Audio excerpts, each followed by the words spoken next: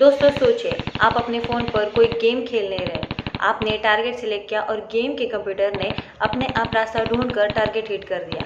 काफ़ी मज़ा आता है ना? लेकिन अब सोचिए यही सेम सॉफ्टवेयर एक असली 500 किलो के विस्फोटक मिसाइल के अंदर डाल दिया जाए और अब उसे चलाने वाला कोई इंसान पायलट नहीं है, बल्कि एक आर्टिफिशियल इंटेलिजेंस कोड है। आज दुनिया भर के सोल्जर्स अमेरिका, चीन, रशिया से लेकर भारत तक एक नए मोड़ पर आ खड़ी है, एआई हथियार और ऑटोनोमस मिसाइल। लेकिन आखिर ये एआई मिसाइल होती क्या है, भारत इसमें कहाँ खड़ा है और एक आम इंसान की ज़िंदगी पर इसका क्या असर पड़ेगा? तो आइए इस पूरी कहानी को जानते हैं। Let's get start. पहले बात करते हैं पुरानी गाइडेंस मिसाइलों की। जब पहले कोई मिसाइल दागी जाती थी तो वो एक जीपीएस सैटेलाइट या जमीन रडार के सिग्नल पर निर्भर रहती थी।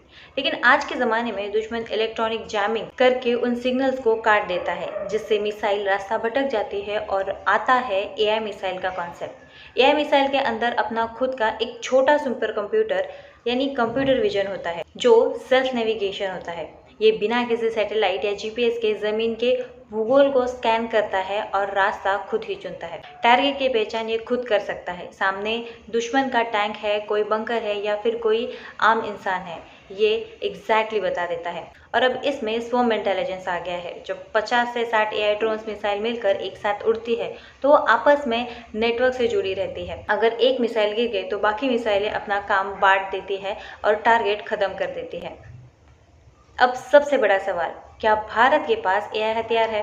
तो जवाब है हाँ, बिल्कुल। हमारे भारत के पास डिफेंस एआई काउंसिल के तहत 75 से ज़्यादा स्वदेशी एआई रक्षा तकनीक तैयार है। इसका सबसे बड़ा एग्जाम्पल है नागास्त्र 1, जिसे कमिकजे ड्रोन भी कहते हैं। ये एक ऐसा सुसाइड ड्रोन है जिसे हमारे जवान अपने बैग में लेकर चल सकते हैं। 15 से 30 किलोमीटर के दूर बैठे दुश्मन के कैंप को ये एक सटीक निशाना तबाह कर सकता है।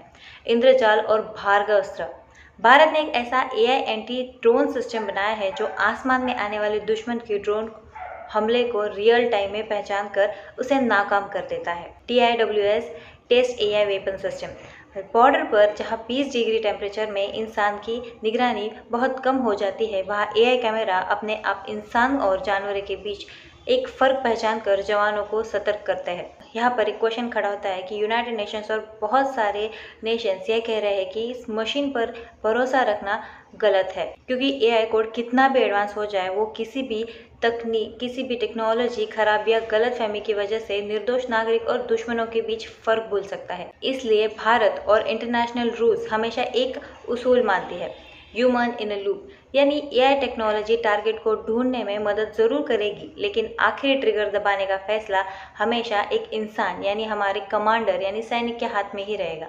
सो दोस्तों, आखिर में हम जैसे आम इंसानों के लिए इस पूरी कहानी का सीख यही है कि आज टेक्नोलॉजी चाहे जितनी भी आगे निकल जाए, एआई मिसाइलें बनी या सुपर कंप्यूटर्स, टेक्नोलॉजी सिर्फ एक साधन है, एक मीडियम है। उसका सही या गलत इस्तेमाल करना हमारे ही हाथ है। यह हथियार का मकसद सिर्फ देश पर कब्जा करना नहीं है, बल्कि बॉर्डर पर तैनात हमारे 18-20 साल के जवानों की जान बचाना और देश में शांति बनाए रखना होना चाहिए। इंसानी इमोशन सबसे ऊपर।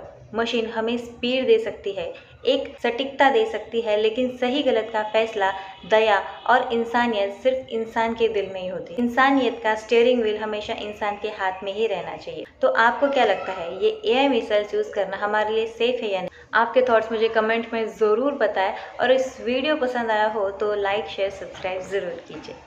जय हिंद।